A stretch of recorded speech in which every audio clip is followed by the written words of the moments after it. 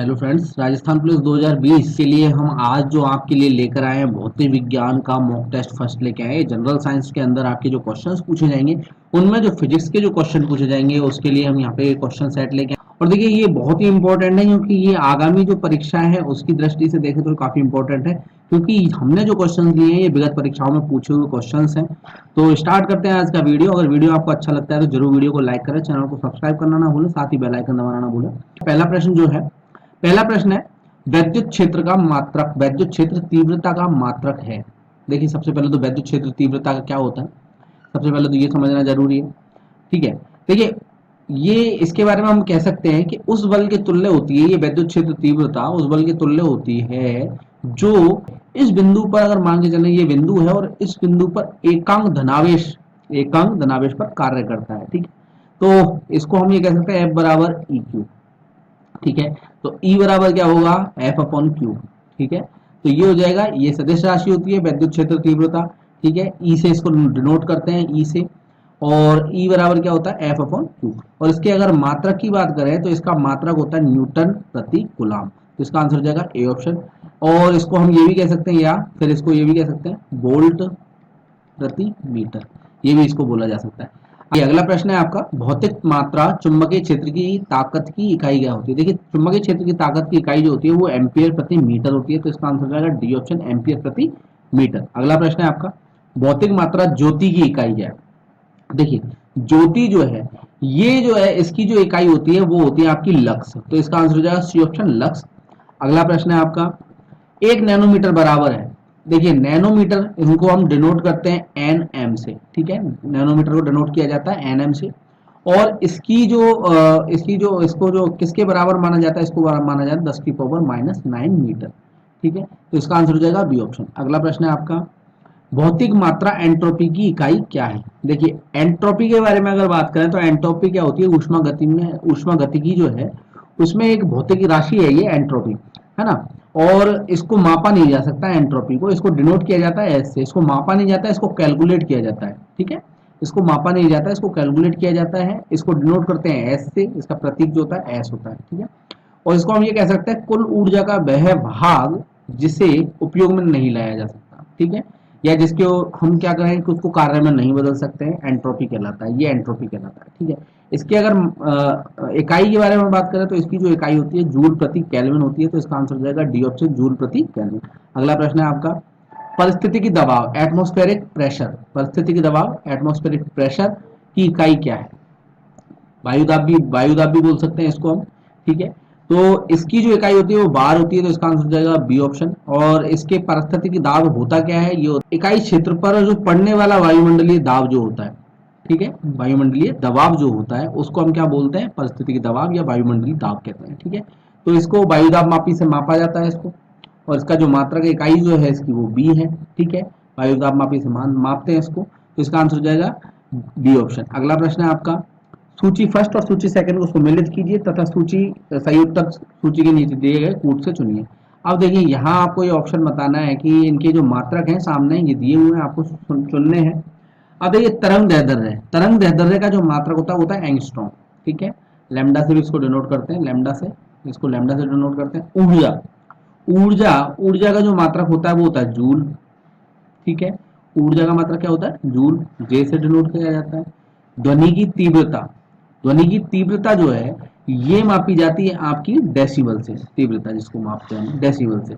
और आवृत्ति जो है, आवृत्ति को हर्ट्ज से मापा जाता है। तो इसका आ जाएगा आपका ऑप्शन जो है, पहले में आपका ए में आ जाएगा दूसरा, बी में आ जाएगा तीसरा।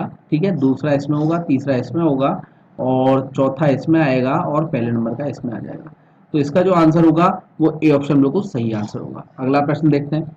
अगला प्रश्न रखा है, इलेक्ट्रॉन वोल्ट इकाई होती है। देखिए इलेक्ट्रॉन वोल्ट जो इकाई है ये ऊर्जा की इकाई है। तो इसका आंसर हो जाएगा बी ऑप्शन, इलेक्ट्रॉन वोल्ट।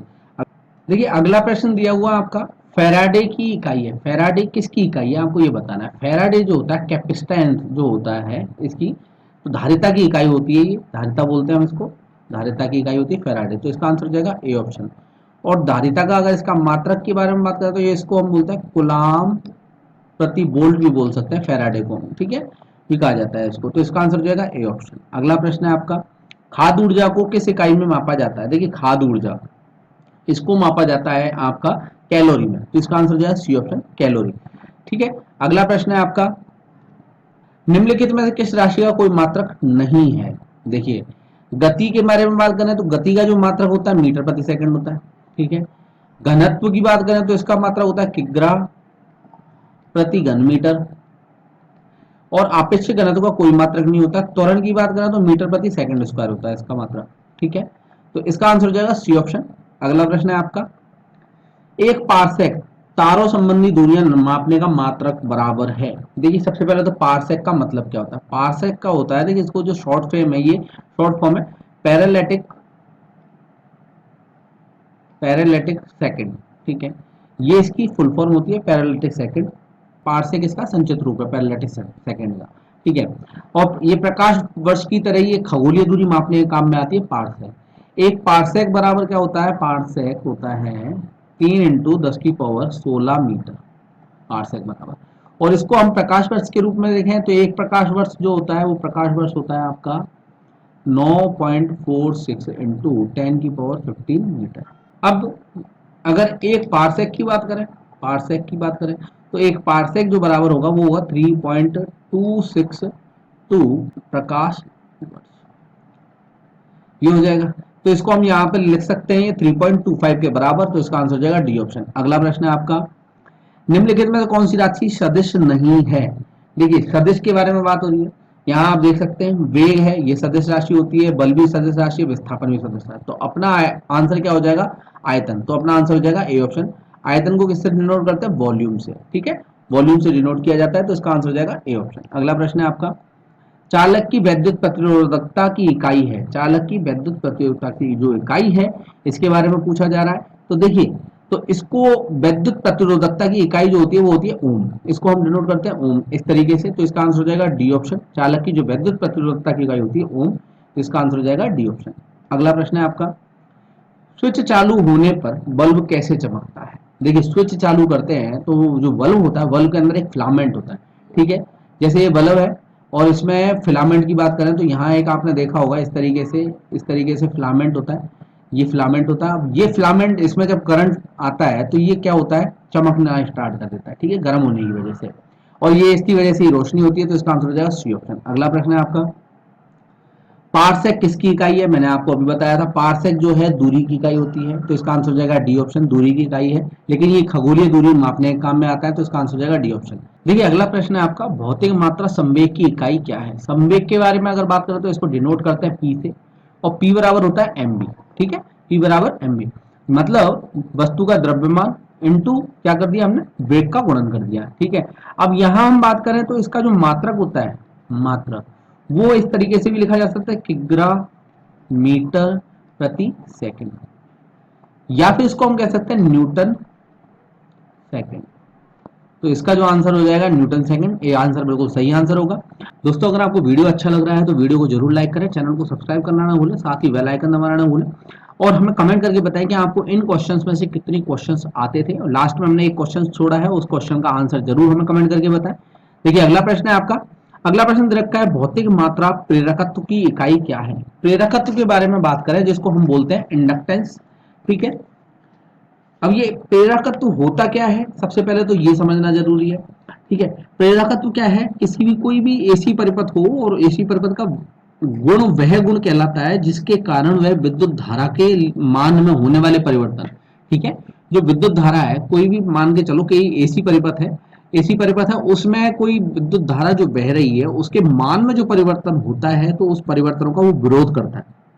ठीक है, जिसको हम प्रेरकत्व कहते हैं। अब यहां हम बात कर रहे हैं कि ये इसका मतलब क्या है, इसका जो मात्रक क्या है, इसका मात्रक होता है हेनरी, जिसको एच से डिनोट करते हैं। हेनरी इसका मात्रक है, एच से डिनोट किया जाता है। ठीक है, और इसको लिखते कैसे हैं, इसको इंडक्टेंस जो है एल के तरीके से लिखते हैं। इसको हम इंडक्टेंस को एल के तरीके से, तो इसका आंसर हो जाएगा आपका, इसका मात्रक हो जाएगा सी ऑप्शन हेनरी। अगला प्रश्न है आपका, ध्वनि की तीव्रता की एसआई इकाई क्या है। देखिए, ध्वनि की तीव्रता की जो एसआई इकाई है वो होती है आपकी वॉट प्रति वर्ग मीटर। ठीक है, वॉट प्रति वर्ग मीटर। और इसके अगर बात करें ध्वनि का जो प्रबलता है, प्रबलता उसको हम लिखते हैं डेसिबल से, डेसिबल। ठीक है, डेसिबल से करते हैं, ये बल का 10वां भाग होता है, इसको हम बोलते हैं बल का 10वां भाग, डेसिबल। तो इसका आंसर हो जाएगा ए ऑप्शन। ठीक है, अगला प्रश्न है आपका, देखिए अगला प्रश्न है आपका, भौतिक मात्रा चुंबकीय प्रवाह घनत्व की इकाई क्या है। देखिए चुंबकीय प्रवाह घनत्व की जो इकाई होती है टेस्ला होती है, तो इसका आंसर हो जाएगा डी ऑप्शन। इसको जो टी से डिनोट करते हैं इस टेस्ला को। देखिए यहाँ हेनरी की बात करें तो हेनरी मात्रक है आपका, मैंने आपको बताया था इंडक्टेंस का है हेनरी मात्रक। वेबर, वेबर जो है ये मात्रक होता है आपका चुंबकीय फ्लक्स का। ठीक है, चुंबकीय फ्लक्स का होता है वेबर। सीमेंस के बारे में बात करें, सीमेंस जो मात्रक है, देखिए सीमेंस जो है विद्युत चालकता की ये एसआई व्युत्पन्न इकाई है। ठीक है, सीमेंस जो होता है। ठीक है, तो अपना जो क्वेश्चन पूछा था चुंबकीय प्रवाह घनत्व, चुंबकीय प्रवाह घनत्व का जो होता है वो टेस्ला इकाई होती है, तो इसका आंसर हो जाएगा डी ऑप्शन। अगला प्रश्न है आपका, अगला प्रश्न दे रखा है आपका, भौतिक मात्रा तनाव की इकाई क्या है। देखिए तनाव के बारे में अगर बात करें तो तनाव की जो इकाई होती है वो होती है पास्कल, तो इसका आंसर हो जाएगा सी ऑप्शन पास्कल।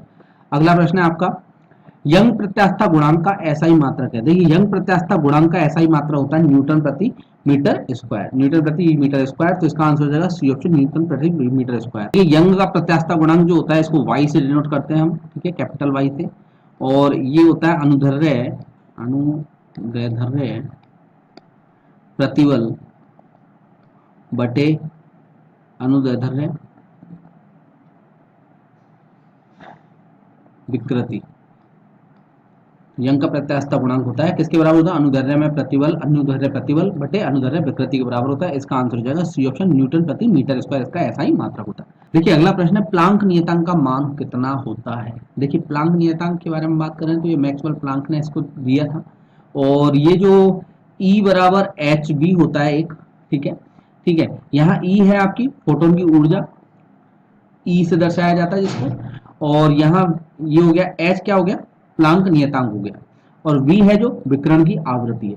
तो एच का जो मान है वो होता है आपका 6.63 इंटू 10⁻³ जूल सेकंड, तो इसका आंसर हो जाएगा बी ऑप्शन। अगला प्रश्न है आपका, अगला प्रश्न रखा है, निम्नलिखित में से कौन सी अभिमेय राशि है।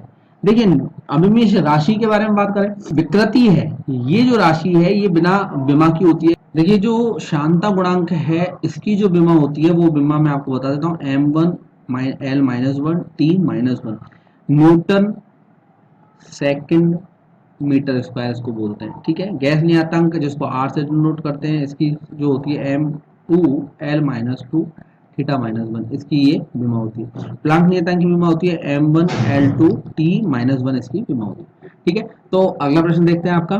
ठीक है, अगला प्रश्न है, हर्ट्ज क्या मापने की यूनिट है। देखिए हर्ट्ज जो है ये तरंगों की आवृत्ति मापने के लिए काम में लिया जाता है इसको, हर्ट्ज को, तो इसका आंसर हो जाएगा सी ऑप्शन, तरंगों की आवृत्ति मापने की यूनिट होती है, कौन होती है, हर्ट्ज होती है, तो इसका आंसर हो जाएगा सी ऑप्शन। अगला प्रश्न जो है आपके लिए क्वेश्चन हमने छोड़ा है आज, कि मात्रकों की अंतरराष्ट्रीय पद्धति कब लागू की गई, ये आपको बताना है। ठीक है, इसका आंसर आपको बताना है, इसका ऑप्शन दिए हुए, पहला ऑप्शन है 1969, दूसरा ऑप्शन है 1971, तीसरा ऑप्शन है 1983 और चौथा ऑप्शन रखा 1991। तो आपको बताना है अंतरराष्ट्रीय पद्धति कब लागू की गई थी, मात्रकों की अंतरराष्ट्रीय पद्धति को कब लागू किया गया, ये आपको बताना है। धन्यवाद दोस्तों, अगर आपको वीडियो पसंद आया तो वीडियो को जरूर लाइक करें, चैनल को सब्सक्राइब करना ना भूलें, साथ ही बेल आइकन दबाना ना भूलें, और हमें कमेंट करके जरूर बताएं कि आपको इन क्वेश्चंस में से कितने क्वेश्चंस आते थे। धन्यवाद दोस्तों।